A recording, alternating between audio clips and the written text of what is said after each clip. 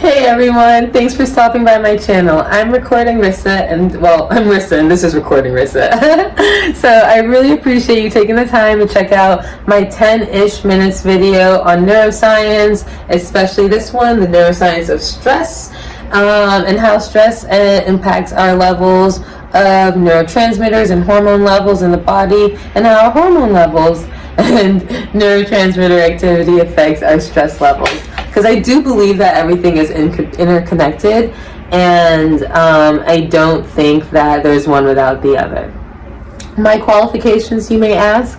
I did study neuroscience as an undergrad, and I've been working in the research/lab industry for about, I want to say like 5 years now. So it's been a decent road. And I've done research, specifically studying the neurodegradation of phosphorylated tau in the hippocampus of mice, just to see the pathology of Alzheimer's, but that's a whole nother story if you want to hear it in another video.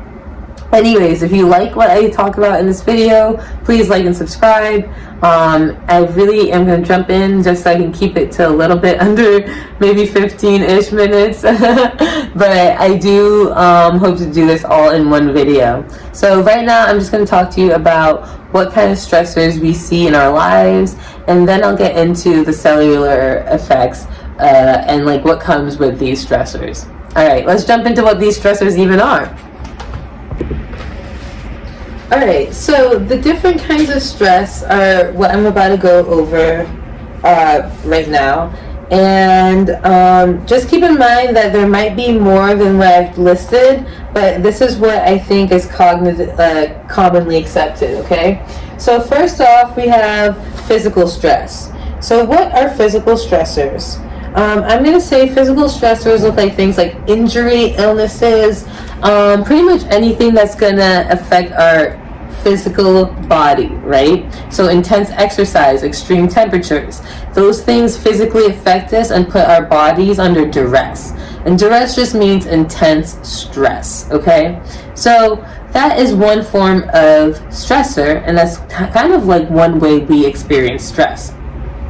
Another kind of stressor is an emotional stressor, right? And emotional stressors are like feelings like anxiety, sadness, fear, anger, things that make our blood levels rise. And we're under what we typically think is stress. We are getting angry, having an emotional reaction, but those are just emotional stressors. There are stressors outside of those feelings, just like we talked about the physical stressors. So, of course, we don't just have those two stressors. Why would we? Life is stressful. So, let's get into social stressors. Social stressors are basically stressors that come from any sort of social conflict. So, conflict with our peers, or social exclusion, relationship problems, whether it's with our parents, with our partners, with our best friend. Those are all forms of social stressors. And so, again, we are experiencing stress on so many levels of life, whether it's physically, emotionally, or even socially. And like you guessed it, that's not the only kind of stressor either. We also have cognitive stressors. And that one's a little trickier because we feel like as people, at least in my society, we feel like we have to be at work, and we have to be at school, we have to be driven. And that is kind of a cognitive stressor. So work pressures, deadlines, academic challenges, those are all cognitive stressors. And that affects your ability to process, your mental processing, and your ability to get work done. That's, I'm sure we've all experienced that at some point. And we only have 2 more kinds of stressors, so don't worry. I know hearing all the stressors is kind of stressful, but I'm going to try to keep it real chill. So the next type of stressor is going to be environmental stressors. And that means like noise pollution. So if you live in a really loud environment, or if they're constantly doing construction outside of your house, that's like a noise stressor. Crowding, large crowds anywhere you're going can give you environmental stressors where you feel anxious because you're surrounded by a lot of unknown people. Temperature extremes. Temperature extremes not only give us physical stressors because it, puts duress on our bodies, literally, but environmentally is caused by the environment, right? So it's also an environmental stressor. So that's a really interesting one as well.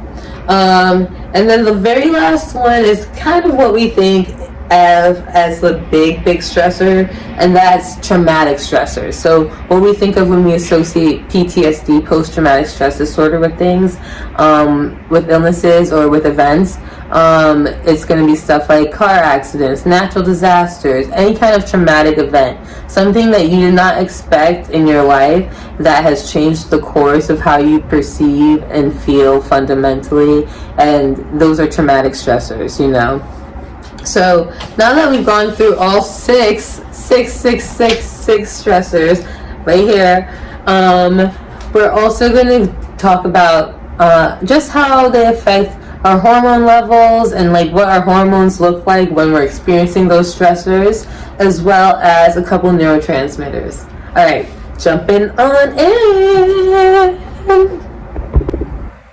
So we've got the 6 stressors, right? We've got cognitive. What else do we have? We've got emotional. We've got environmental, social, traumatic, and I'm always forgetting one. Did I say physical already? Maybe not. So probably physical is the one I'm missing. But just keep in mind, those are the 6 stressors that I'm about to go over. During physical stressors, we've got adrenaline that's going to be secreted from our, I want to say our adrenal glands, because it's technically adrenaline. And then we've got norepinephrine that's released from our nerve endings in our brain, and they work together to increase alertness, focus, and energy. So why is that? Because when we're under physical stressors, we need to have an immediate response to physical stress like pain or trauma. And so it prepares our body to jump into action by increasing our heart rate, blood flow to muscles, and alertness. And norepinephrine is going to allow more blood pressure, more oxygen to come to the blood, to flow through the blood and get to your brain and to your muscles. So these two really work together for what we call the flight or fight response. Next up, part of our physical stress response, we still have more things released. I'm telling you, stress is not great for your body.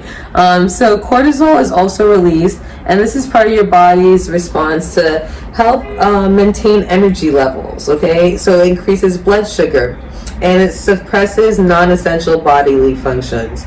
So what's a non-essential bodily function? I would say if you would typically have to urinate, or if you would typically have to yawn, sleep, if that's not essential in that moment, in that traumatic, stressful environment, physical, you're not going to feel sleepy. You're not going to feel like you need to pee.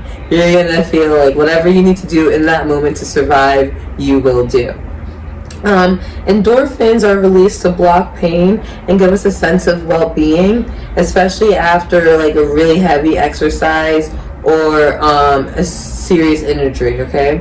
And then vasopressin is also going to help regulate our blood pressure during physical stress, because during physical stress, we are releasing a lot of hormones that raise our blood pressure, raise our alertness. So we do need something to kind of regulate that and mediate that as well. And so vasopressin helps regulate blood pressure during physical stress, especially if there's a significant amount of blood loss as well. So those are the hormones associated with physical stress.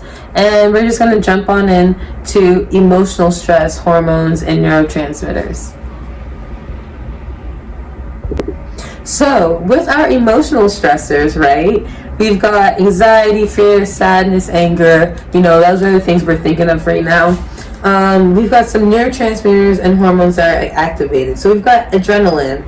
And so adrenaline and norepinephrine and epinephrine we just talked about, they also get released during emotional stress. We also have cortisol, something else that we just talked about, but something new. We now also have dopamine related to emotional stressors. And how is dopamine related, you might ask? I have the answer. So stress is related to motivation, frustration, and excitement.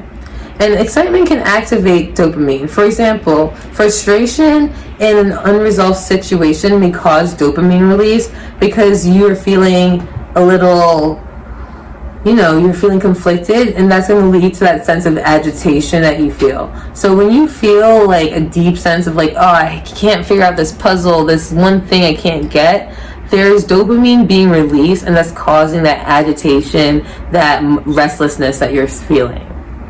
It's really interesting to see how like our hormones can manifest on a physical level, even if it's caused by something emotional. Additionally, you're going to have serotonin, and low serotonin levels are really common when you're experiencing high levels of chronic emotional stress like depression or anxiety. And these stress imbalances can cause like negative moods, just irritability, and then mood swings as well, because nothing is really being regulated in a stable way. I'd also like to add that this neurotransmitter, GABA, I think in my previous video I gave you the full name. It's so hard for me to remember and how to pronounce, but I'll put it right here. So when you are feeling deep levels of chronic emotional stress, you have very low levels of GABA, and that also means that GABA may be less able to do its job, which is to calm your brain and give you a nice, relaxing, calming effect. So you're not waking up freaking out every day. So if you are experiencing that, you probably have low levels of GABA in you. And that's not to say you have an anxiety disorder or anything, but I would definitely get that checked out. If you feel a sense of panic, usually it could be related. So now we're going to talk about the neurotransmitters and the hormones that get secreted during social stressors. All right, so situations where we are perceiving or feeling stressed based on issues with our peers, conflicts with our loved ones, or just general, like issues with coworkers. So these social stressors can give us high cortisol levels because your body needs the cortisol, and this is included in social exclusion. So when you're being left out of something, and you feel that like, again, that anxiety is part of that high cortisol, because this is how your body stays alert, and like you're now perceiving a social threat. Something is wrong in the social sphere, and your body and your brain is now cognitively looking at it as a threat. And it's weird because like once these things come into your purview and like you're conscious of them, you can start to like consciously at least talk yourself through it, but when you're just reacting, you are really just going off emotional chemical responses, which is so interesting because that's all we really wire down to without that higher level cognition. So yeah, we have a couple other things that are secreted during social stressors, including epinephrine, norepinephrine, and dopamine. In addition, we have oxytocin, which is a new one, and oxytocin is released during positive social interactions. However, during chronic social stress like isolation, there are super decreased levels in oxytocin. We crave, we desire that level of like human connection, whatever that looks like to us, to help us have those like naturally, satiated levels of oxytocin. So the last stress hormone I'm going to talk about is vasopressin. And that is usually related to social stressing interactions that are competitive, or you want to display social dominance, and I think of all these things as interconnected, because when we're being excluded socially, that is a display of social dominance, so all these hormones play a part in all these things that we're perceiving and that we know that we perceive as humans, because we've all talked about it and we've all discussed how we feel, because they're natural experiences that are normal to the human condition. So I would just say I would go into the rest of the kinds of stressors, but they actually do pretty much have all the same hormones as the previous ones. If you wanted details of exactly which hormones they have, I can leave them in the comments. I just was really hoping that you guys enjoyed this. I wanted to keep it to 10 minutes. It's already a little longer, but I really hope you enjoyed this. This was enough detail, but not too much. Please leave any tips and suggestions in the comments below. Please like and subscribe. Give me a thumbs up if you can. And I really appreciate any interaction, any view, all of that. So thank you for the love. This is Recording Rissa, and I'm out before I knock something over. Bye, guys. See you soon in my next installment, I guess.